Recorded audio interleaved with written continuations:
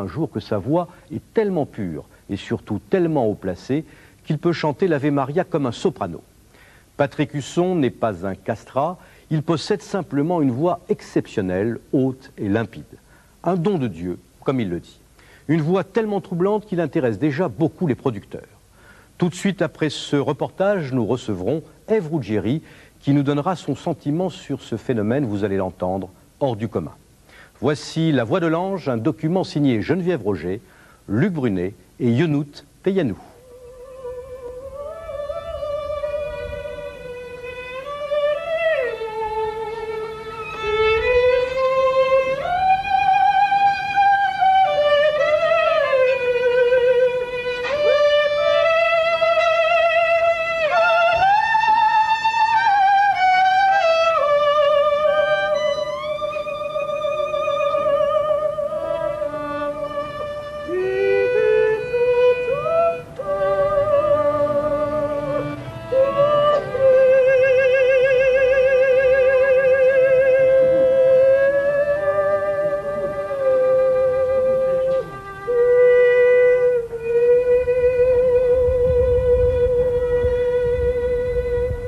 Il a des coulées comme une vraie grande cantatrice.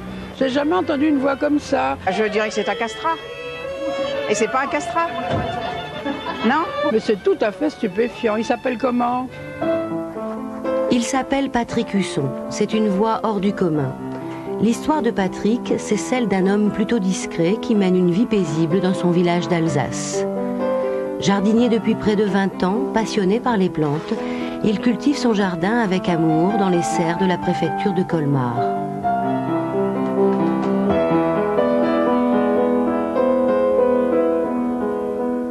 C'est la vie, la plante. Si on n'avait pas les plantes, on ne serait pas sur Terre. C'est de l'oxygène.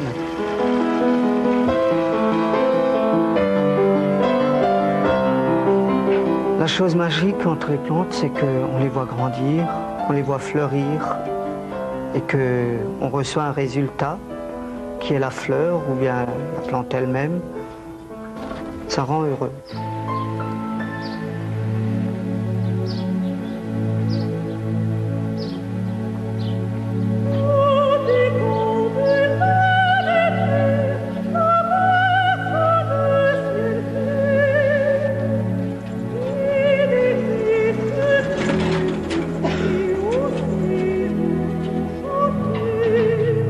Patrick est né à Abergewir dans le Haut-Rhin il y a 34 ans.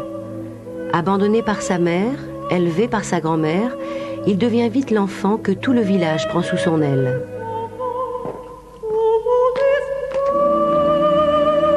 Réservé, presque timide, Patrick n'aime pas faire parler de lui.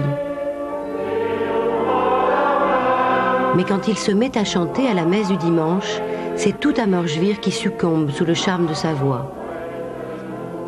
Un don de Dieu, comme dit le curé.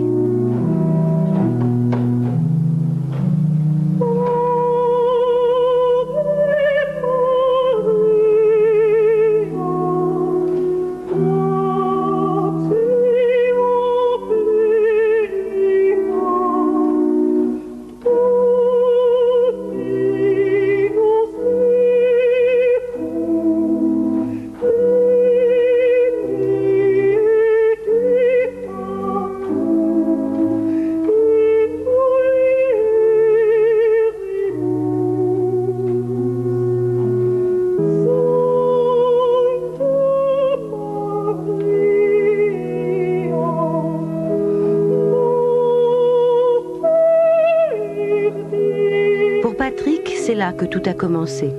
Enfant de chœur, puis chanteur dans la chorale du village, il étonne par la pureté de sa voix. Si haute, si limpide, si émouvante, si étrange pour un jeune garçon.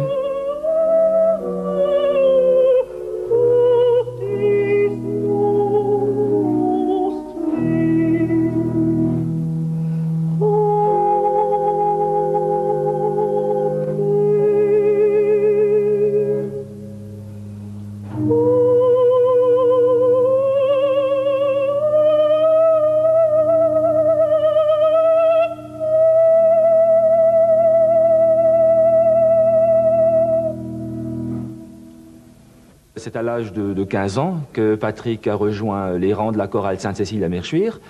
Et à l'époque, c'était mon grand-père Georges Roth qui dirigeait la chorale. Et évidemment, il l'a mis dans le pupitre des hommes. Et au bout d'un moment, il a arrêté la répétition et puis il a dit « Mais quelle est cette fille qui chante toujours avec les hommes? C'est pas possible !» Et il y a eu un gros éclat de rire parmi les hommes qui avaient compris. C'était Patrick, évidemment, qui chantait sa voix naturelle.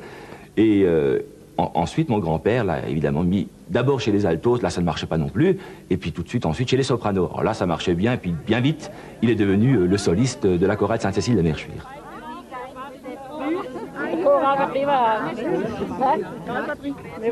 Je me rappelle encore bien quand ma grand-mère était à l'hôpital.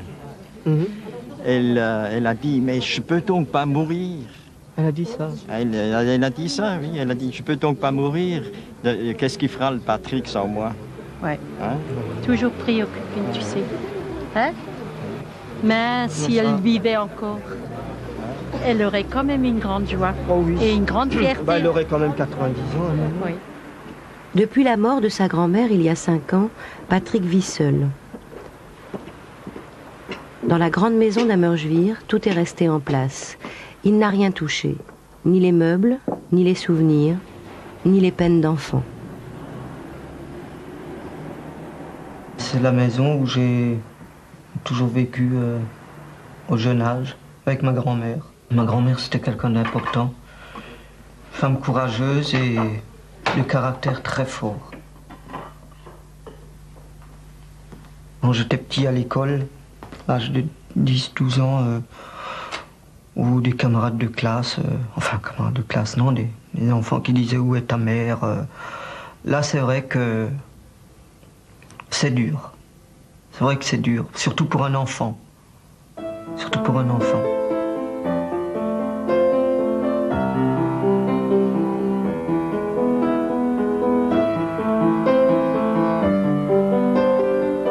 Un enfant qui n'est pas au bout de ses peines. À l'adolescence, il découvre avec stupeur sa voix pas comme les autres. Une voix qui le dérange et qui l'inquiète. À l'âge de 16-17 ans, j'ai eu honte d'avoir cette voix de femme. Je me suis aperçu, j'avais peur qu'on allait se moquer de moi. Je fais comme un recul. C'était peut-être l'adolescence, j'en sais rien. Mais maintenant, j'ai plus honte. Au contraire, je veux foncer, je veux donner. Cette voix-là que j'ai, c'est ma voix. Je serais désespéré si je la perdais. Moi, je ne sais pas ce que je ferais.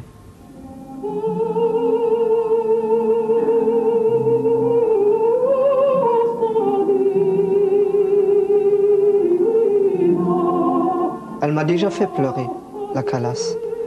Ça prend vraiment à l'intérieur, c'est fort. Moi, je la vénère comme une déesse du chant, quoi. C'est vrai que par moments, j'aurais bien voulu être à sa place.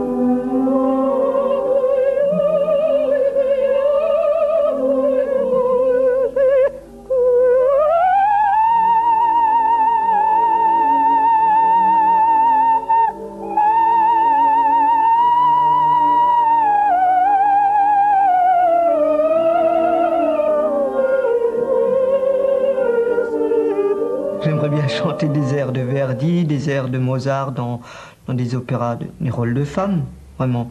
Mais malheureusement, c'est pas possible. Je voudrais pas être déguisée comme femme, ça c'est hors question, ça c'est pas possible, quoi. Même si ça te permet de faire le rôle. Même si ça me permet de faire le rôle, je ne demanderai jamais ça, quoi. Non, je me verrais mal, je me sentirais pas bien. Mais par contre, comme je dis en récital, oui, pourquoi pas? Pourquoi pas? Dommage, quoi. Je regrette quelquefois. Je regrette quelquefois, quoi.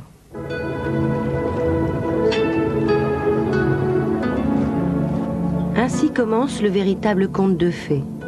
La vie de Patrick bascule il y a 2 ans, un soir de Noël.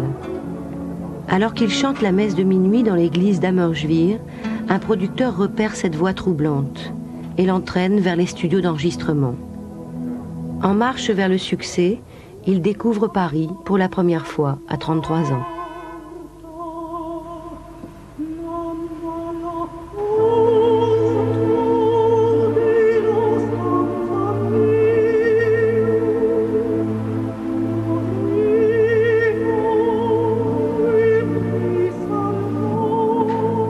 Sa première grande scène, l'Olympia. Il chante a cappella sur les airs de la Calas. Première grande émotion devant le public d'un soir, médusé et aussitôt conquis. Chanter était toujours mon rêve, étant gamin. J'avais toujours de la chanson dans ma tête. Je m'imaginais, admettons, sur une scène, en train de chanter devant le public. La musique, c'est ça. C'est une étoile, c'est une étoile, c'est une fleur, c'est des vibrations, c'est la vie, quoi. Le chant, c'est la vie.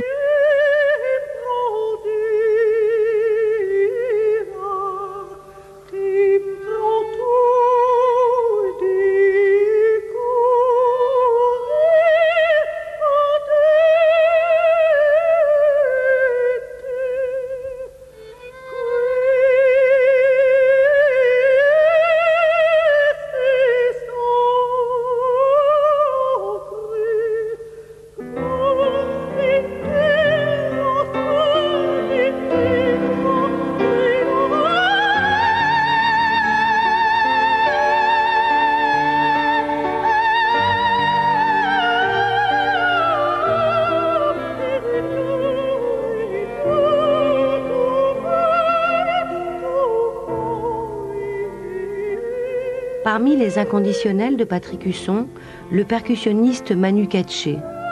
Tombé sous le charme de sa voix, il a choisi de travailler en studio sur les enregistrements de Patrick. La première fois que je l'ai écouté, et il y a 2 ans maintenant, j'ai totalement craqué, comme on dit, j'étais complètement bouleversé, j'ai eu un frisson qui m'a parcouru des pieds à la tête. Et à l'écouter encore aujourd'hui, c'est la même chose. J'oublie totalement le côté musicien, je suis simplement un auditeur et je me laisse aller, je me laisse embarquer dans son univers et moi ça me touche profondément. Je crois qu'il donne tellement énormément, il a tellement envie de faire ça, il est tellement empli de ça que ça déborde, quoi. Donc je pense qu'on récupère son envie à lui, son plaisir. Peu à peu, on commence à parler du phénomène Husson. Depuis quelques semaines, Patrick est emporté dans le tourbillon des médias et découvre, ébahi mais ravi, un monde totalement étranger et parfois sans pitié, celui du showbiz. Voir des personnalités qu'on voit à la télé et qu'ils sont là devant vous. Je me dis, mon Dieu, mais qu'est-ce que je fais ici? Je me trompe de porte ou quoi? Qu'est-ce que je vois dans ma tête? C'est que je vois tout mon métier défiler, mon métier de jardinier. À ce moment, je serais peut-être en train de planter des fleurs ou dans la serre. Et que là, je me retrouve ici. Tout va tellement vite. Je ne sais pas où il faut aller vraiment. Voici Patrick Husson en direct. Patrick Husson.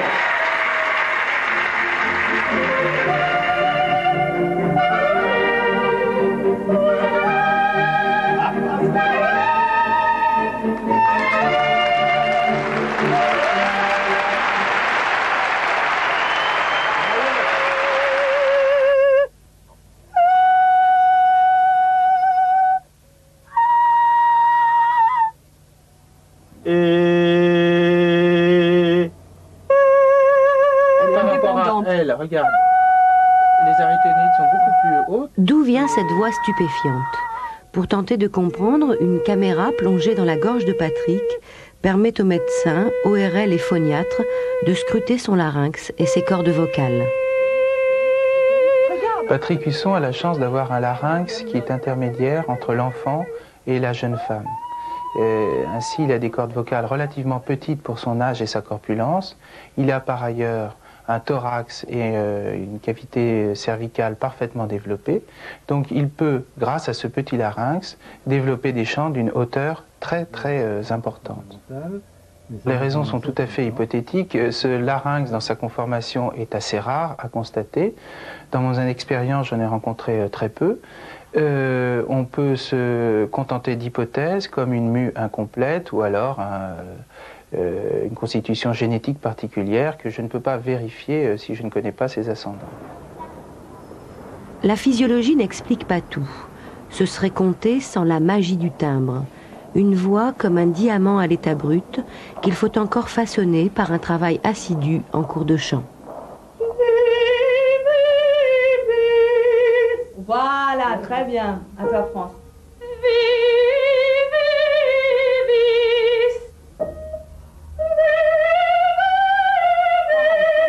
Tu alourdis trop.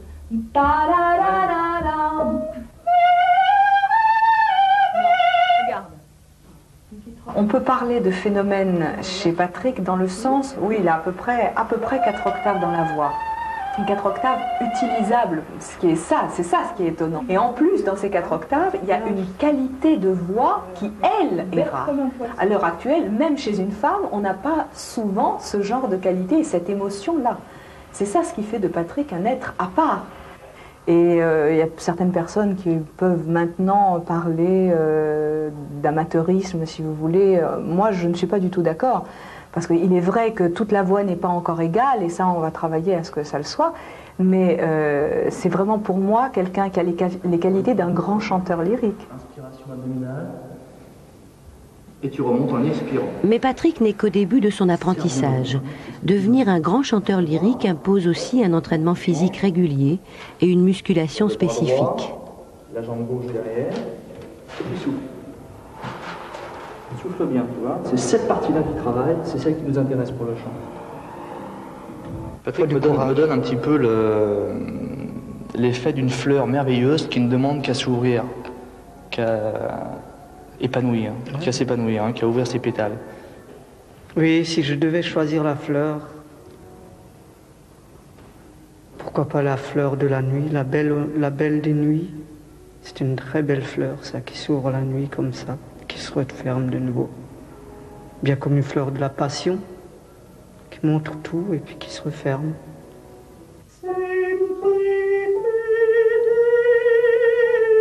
Il est certain qu'il a dû faire des projections sur le côté diva. Hein. Je crois que ces personnages ont une dimension en lui gigantesque. Alors, est-ce que sous ce petit être tout timide et tout ça, on va avoir un jour une diva monstrueuse? Je crois pas. Mais enfin, j'espère que vocalement, oui. Tous les hommes qui veulent chanter dans ce genre de tessiture, quand ils veulent flirter avec le côté féminin, ils ont envie de monter comme ça, ils ont la folie des hauteurs, si vous voulez. C'est enthousiasmant, c'est électrisant de monter dans les aigus, et en plus, ça électrise les foules. Donc on comprend tout à fait qu'un homme ait envie de ça, surtout un homme qui aime l'opéra.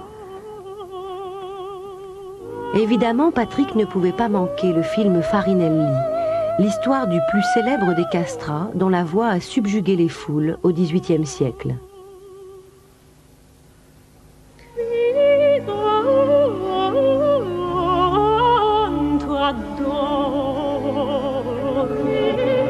Une voix aujourd'hui disparue qu'il a fallu réinventer. Pour les besoins du film, ingénieurs du son et acousticiens ont passé plus d'1 an à mélanger voix d'homme et voix de femme afin de s'approcher au plus près de la voix supposée du castrat.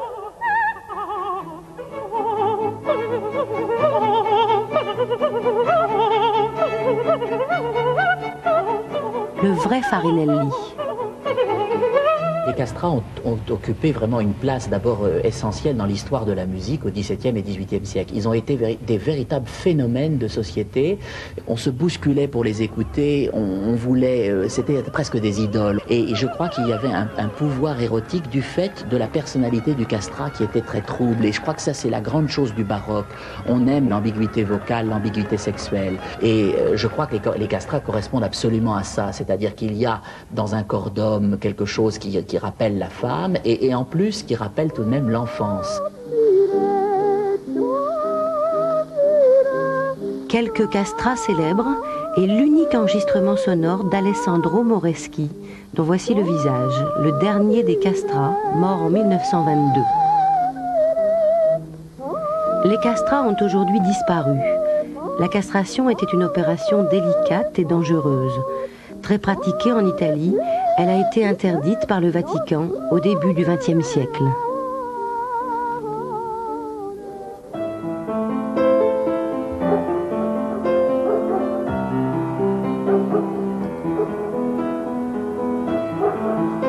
Avec sa voix à mi-chemin entre la femme et l'enfant, Patrick crée le trouble. Certains n'hésitent pas à voir en lui un nouveau castrat. Ceux qui disent que c'est une voix de castrat, ça me fait un choc. Elle me gêne quand même, la comparaison. On a une grande différence entre un castrat et moi. Ça passe pas, quoi. Non, ça passe pas tellement. Qu'est-ce qui passe pas, en fait? Surtout le mot, la phrase, le mot surtout castrat. Ce qui est pas vrai. Moi, je suis pas castré.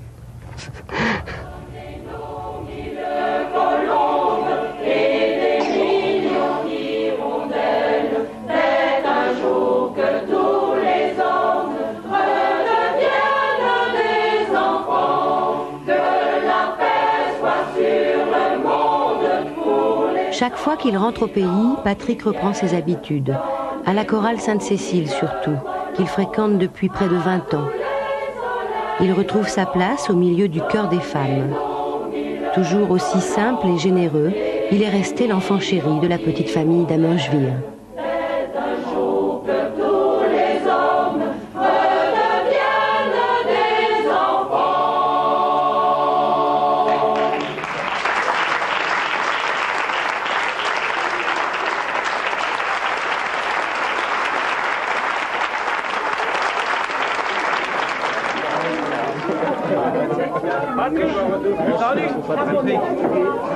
Félicitations, c'était bien. Depuis que je le connais, il est comme ça.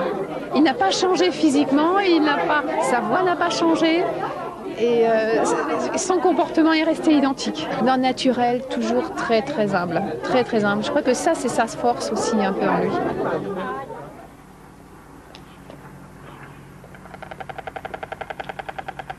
Amerschwir, c'est mon village que j'adore, que j'aime. Et j'aime bien retrouver de nouveau mon village pour me ressourcer, pour voir les gens. Je ne quitterai pas Amerschwir comme ça. Pas question pour Patrick de couper les ponts avec ses amis d'avant, comme son grand copain Jean-Jacques, avec qui il pousse souvent la chansonnette. Tu te rappelles de ces soirées? Oui, oh oui.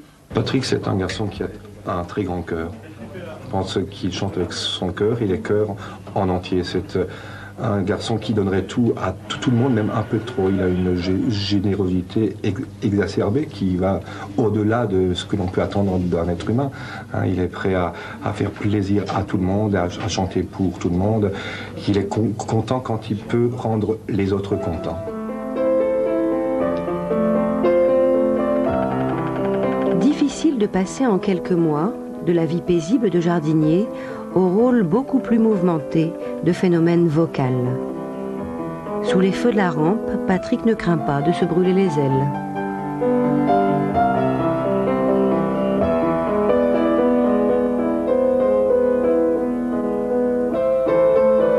C'est vrai que ça déséquilibre un peu, car c'est un autre mode de vie. Quand j'étais jardinier, je faisais mes 8 heures, je rentrais chez moi, j'étais toujours ici. Puis là, maintenant, c'est la télé, des concerts, par-ci, par-là. C'est merveilleux. Un merveilleux conte de fées, mais personne dans la grande maison pour le partager. Il y a la musique quand on est seul. Il y a le chant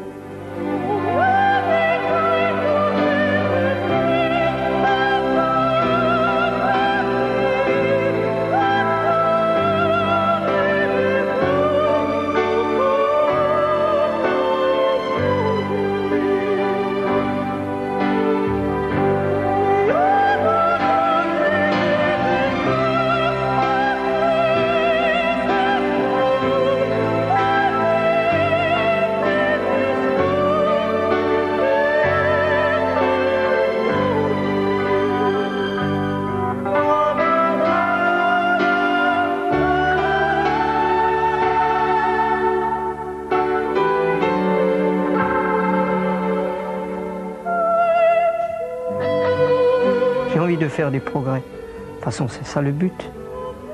Pour une plante aussi, c'est de grandir, de grandir, de grandir, et de ne pas arrêter. Toujours donner de plus en plus. C'est ça qui est magnifique. Le plus important, c'est le plaisir des autres.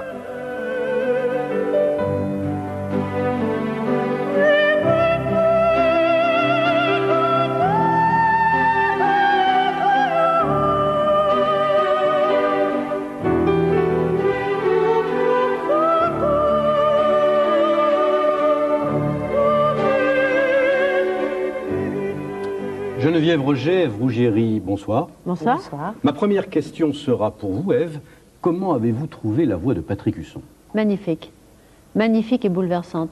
Je trouve que c'est une très très belle voix parce que c'est une voix qui, d'abord, il chante juste, ensuite il a un timbre qui est très clair, très transparent, et ensuite il a une chose, moi, à laquelle je suis très attachée, c'est-à-dire qu'il a un vibrato, mais très serré. C'est-à-dire que ce n'est pas des voix qui bougent lorsqu'il tient une note, c'est à la fois très coloré et très stable.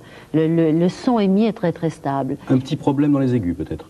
Non, c'est-à-dire qu'il chante très très haut. Il arrive à monter dans des notes stratosphériques. Alors, évidemment, le son est un tout petit peu moins beau dans ses aigus, mais c'est une voix qui est complètement émouvante et bouleversante. Alors, dans quelle catégorie, Ève, peut-on ranger et classer cette voix? Oh, dans celle des sopranistes. Mais vous savez, bon, c'est très... si Arturo Toscanini était là, il vous aurait dit « Voce di Angelo ». C'est les voix d'ange, ce qu'on appelle les voix d'ange, c'est-à-dire ces voix d'enfants qui ont pris de l'extension parce que le coffre s'est élargi avec la maturité, enfin la croissance, mais qui sont restées des voix d'une pureté absolue. Et oui, sopranistes. Mais il y a toujours des discussions, vous savez, les spécialistes entre les ténors, les contre-ténors, les ténors lyrico de Grazia, les hautes contres. Mais lui, c'est vraiment, à mon sens, un vrai sopraniste. Alors, Geneviève Roger, comment avez-vous rencontré Patrick Husson?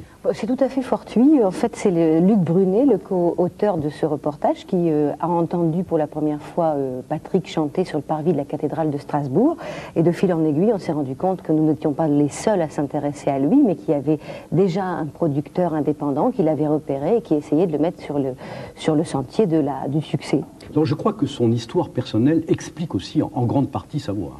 Alors, explique, ça va beaucoup trop loin, mais en tout cas, on peut trouver dans son histoire au moins des éléments pour comprendre mieux sa voix. C'est un enfant qui a été malmené par la vie, qui a été abandonné par sa mère, élevé par sa grand-mère, qui est d'une toute petite taille, qui a eu des problèmes de complexe par rapport à ses amis d'école, et qui, en fait, a découvert sa voix et s'est rendu compte qu'il avait une voix de femme. Et bon, un bon médecin pourrait dire que c'est pas si bizarre que ça, qu'un enfant abandonné par sa mère trouve une fascination pour le diva, pour ses voix sublimes, et qu'il devienne lui aussi, qu'il aille à la recherche d'une voix de femme, quoi. Alors Ève, vous connaissez parfaitement ce milieu. Quel avenir voyez-vous pour Patrick Husson? Bien, justement, ce sont des êtres magiques, parce que leur voix ne ressemble à rien de ce qu'on est en droit d'attendre. Et ils ont une sorte de pouvoir d'attraction sur ceux qui les écoutent. Regardez les films Farinelli et l'abondance d'ouvrages qui, depuis quelques années, sort sur les castrats, entre guillemets. Lui n'est pas castrat, bien sûr. Magique, mais fragile. Mais magique et fragile parce qu'ils attirent des êtres qui aiment bien tout ce qui n'est pas ordinaire. Et on les met en scène. Et si je faisais un tout petit reproche, c'est que, par exemple, ce n'est pas nécessaire qu'il chante habillé en jardinier, on sait qu'il est jardinier, mais je crois qu'il doit faire extrêmement attention à trouver d'abord un très bon professeur, ensuite, mais ça il a peut-être déjà, un très bon agent, un très bon impresario, et ensuite savoir refuser. C'est très difficile au début parce qu'on a envie d'être connu, on a envie de séduire le public. Il a cette envie-là, on le sent. Il dit j'ai envie de faire plaisir, de donner du moment que les autres sont heureux, mais il ne faut pas que tout le monde soit heureux, et je veux dire il ne faut pas qu'il soit utilisé à travers son particularisme. Vous comprenez ce que je veux dire? Il a tout à fait conscience de ça et il est en train de, je crois, de prendre du recul par rapport à l'utilisation de son image comme jardinier, etc. Ça, c'est pas, il sait très bien que c'est pas le mieux qui puisse lui arriver, mais il a peut-être besoin de cette phase pour se faire connaître. Mais il sait que son désir, et il le maintient, et ça, il est prêt à militer pour ça, j'en suis sûre, c'est de chanter du lyrique. Hein. Du lyrique, hein. Oui. On le voit quand il écoute Maria Callas. Extraordinaire. C'est une scène ce qui prouve d'ailleurs qu'il n'est pas seulement sopraniste, c'est presque une voix de mezzo. Quand il chante comme Callas, il chante comme Callas. Mais on voit en même temps ce que vous disiez. Reconnaître l'un de l'autre. Voilà, c'est-à-dire cette espèce de fascination absolue pour les divas et pour la carrière des planches. Dernière question très rapide à toutes les deux. Vous ne craignez pas l'exploitation du milieu du show business par rapport à Patrick Husson, très vite? Moi, si. Qu'il soit engouffré là-dedans? Moi, si, mais j'espère qu'avec la beauté de sa voix, avec sa sensibilité, avec son intelligence, il a une sorte d'instinct de l'interprétation du style. C'est beau ce qu'il fait. J'espère que tout cela lui servira un petit peu de protection. Moi, je pense que Patrick, c'est un véritable artiste et que comme tous les gens qui démarrent, il y a un risque réel, mais pas plus pour lui que pour quelqu'un d'autre. Ça sera à lui de savoir imposer des choix à un moment donné quand il aura la reconnaissance du public. Il mérite. Victoire.